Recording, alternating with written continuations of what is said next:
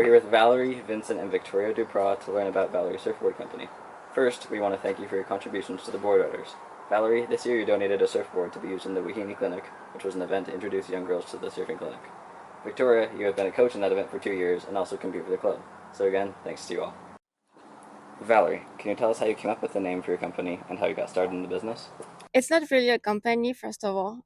It's just the name of the brand that I built around the love of my family, and that's how the name came out from. It came from mère, which means mom in French, and so it's mom made surfboard because my whole family is involved in my passion and supported me the whole time. And the logo is a V because we are all V's. Vincent's my husband. I'm Valerie. Victoria is my daughter. She's 16, and I have a 22-year-old son named Valentine. Shaping surfboards isn't your full-time job. You're a mom and also have another career that you're pursuing. Can you tell us a little bit about that? Yes, shaping is the opposite of a job. It's my hobby. I do it because I'm a scientist during the week, and I need something that makes the other side of my brain work during weekends. So it's a totally opposite of what I do during the week. So it complements and balance my life. And that's why I really like shipping because I can immerse myself in the shipping bay and not think about my job and not think about all the issue in the world. It's just like, for me, it's a therapy. Um, and that's why I love it so much. You have two excellent surfers in your family. Vincent coaches surfing and Victoria is a national champion. Do they help you with your designs or testing? For sure.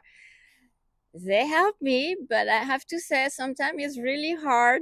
There's some crying happening because they're really pushing my skills at the limit. I'm an average surfer, so I would surf fishes and boards with a lot of volume. So shaping performance shortboard is technical because I'm not riding those. So for sure, they help me design. They help me fine tune the little feature of the surfboard so they ride perfect for them.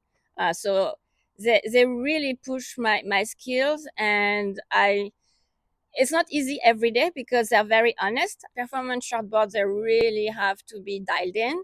So we have a cycle we're doing, so it's like a lot of R&D. They give me feedback on what how they felt on the board, and I try to incorporate all the information they give me into the new one. So it's always a cycle. The new one has to be better than the previous one, but maybe they can talk about that themselves. Yeah, I love riding my mom's boards. Obviously, I don't have a choice, but they're always great. Yeah, it's a really cool process that we have. Is just like feeling out the board before it's glass and just like kind of having a teamwork. She does most of the work, obviously, but I love just like giving her feedback on how I like the board, and most of the time they're like magic. So yeah. First, I just want to give a big shout out to Matt Kinoshita because that was an amazing opportunity I had to train with him for 5 days in Maui. I flew there and was welcome in his shipping room, and I learned so much from him. So first, I want to thank him, and now, yes, I'm giving back. You know, all that aloha like he had, like, because it was free. Like he taught me without any, there was no, he didn't have to.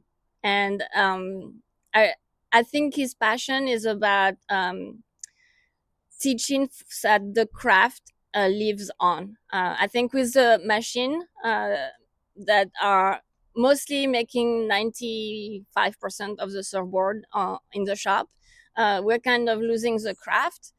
And that's why I think it's important to continue teaching hand shaping. And that's why I taught for 4 years at the UCSD Craft Center.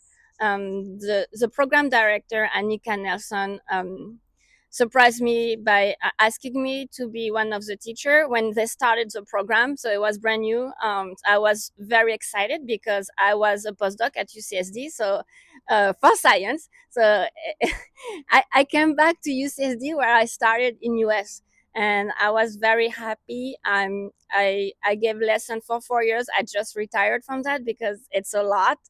But I'm happy. The experience with the student was amazing. Everybody was so stoked to shape their own surfboard. I was not even touching the board. I was just here to mentor and guide them, and it's an incredible experience. Even for me, it was wonderful. That was that icon of foam experience was the most intense experience I ever had in shaping. I got it was the year where Pat Rawson was the honoree. So every year they have like an iconic shaper that is honored. That was Pat Rawson. I get a call from Scott Bass, who is the organizer of the boardroom show, telling me there's a spot for me if I want to compete, yes or no. Um, I had to say yes, even though it was a very scary experience. There's no way I was going to let that opportunity goes by, because that's that's a dream come true. It was the opportunity for me to prove that I'm shaping, because you are shaping a surfboard that you haven't seen before. So you get to see the surfboard you're shaping from Pat Rawson, that was the honorary, like 5 minutes before you are locked in that glass shaping bay. And then you have 90 minutes, 90, to shape the board. So I had nightmare about that for like 6 months, because I knew 6 months ahead that I would compete in that contest. um it didn't help when the draw told me that I was shipping against Timmy Patterson, but honestly, it was even better because I was shipping against a master of shaping, and I love that person. I really respect Timmy, so it was an incredible experience. I was shipping against myself. I was shipping to finish that board. I wanted to be proud of the board I was shipping within those 90 minutes, and that's I think I achieved that goal. I finished the board, and it was the best experience ever in shipping. Okay, so welcome to the Mermaid Shipping Bay. It's probably one of the unique uh, purple shipping bay. Usually it's blue or green, but because I'm a girl, it was made purple for me.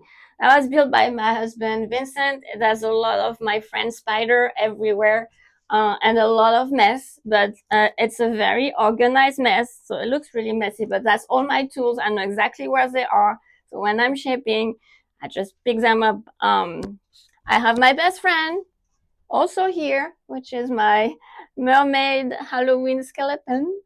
And yes, so hand shaping has a lot of template that I'm using. There's wood template with different curve, and that's what we use. Sometimes I use two different template to do a board. Then this is my other best friend in the shipping bay, which is my planner, which is the tool that I use the most for hand shaping. And then a lot of sanding tools, manual sanding.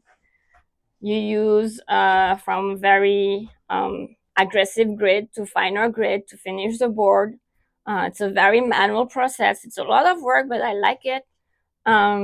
Music, very, very loud when I'm shaping. And then part of my board building is to spray paint the boards. As an example here, this is Victoria's new board. So I spray paint actually acrylic paint you can find at your craft store. You just dilute it, and with a gun, I just spray in my backyard, and I spray all the plants, and my husband's really mad. And then the glassing is not done here because obviously this is very toxic. So I have a glass shop called Global Glassing. They're in Oceanside. Jeff Morgan is surfing seaside a lot, so is one of my friends, and his team is glassing all my boards. So I'm very grateful for that. Great, thanks.